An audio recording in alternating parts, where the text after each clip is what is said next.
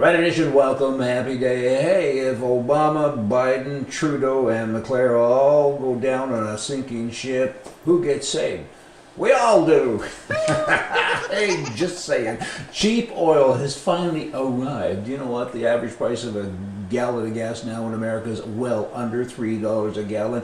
In Canada, it's still upwards to double that, so it's almost worth driving across the border, even if you live in Tuktoyaktuk. I think you get a free meal with all the money you save. I'm digressing, but back to the cheap oil. There's Democrats now in America. They're saying, hey, oil is cheaper, gas is cheaper, let's tax somebody. What a bunch of goofs. They're actually talking like that. They're saying, we gotta put a gasoline tax on, we're gonna jack the prices up. How dare the citizenry be doing better now financially? I'll take care of that, so says this one guy in particular. Nearly half of all voters in America are saying amnesty is a big issue with me, and it ain't right, it ain't fair. I mean, who is this guy? That'd be the president, of course, that he should be in jail, shouldn't he? Because he lied. He committed fraud. He said when he was elected and sworn in that I'm going to defend and uphold the Constitution. He breaks it almost daily. I mean, this is a terrible thing, and the voters are responding and reacting to this, particularly with regards to amnesty. Just telling you what the press says.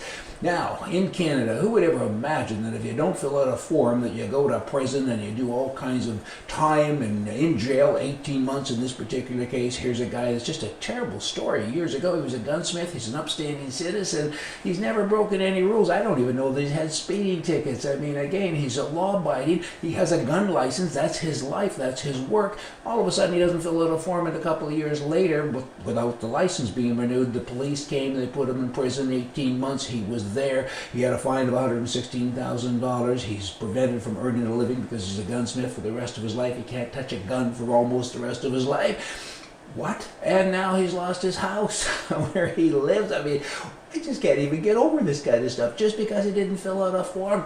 I mean, he was protesting. I mean, we all get that, but you know what? You got to kind of do that. Look what happened with the black people in America. I mean, bad laws should be broken.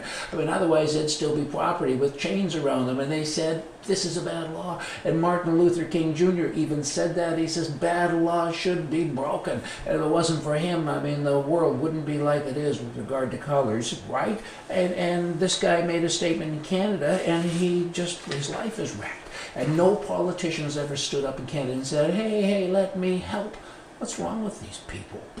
What is going on? They got to have a pill, or maybe a get better, a thinking pill. Something's got to happen because this ain't right.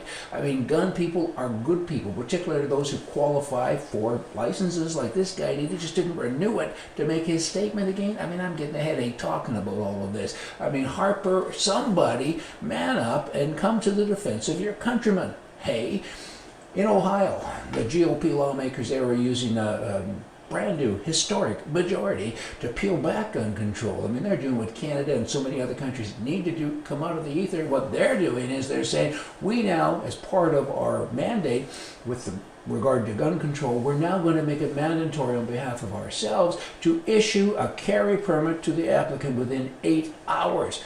None of this 8-month business anymore. If you come and you want to get a permit, you must have a reason. You could be killed or mugged or anything tomorrow. Next week, we now make a law that we have to do our job within an 8-hour time period. That is good stuff. I mean, are all you people listening out there, you people being members of parliament and MLAs and other congressmen and senators, do it in your state as well. Good people don't do bad things. Hey, see ya.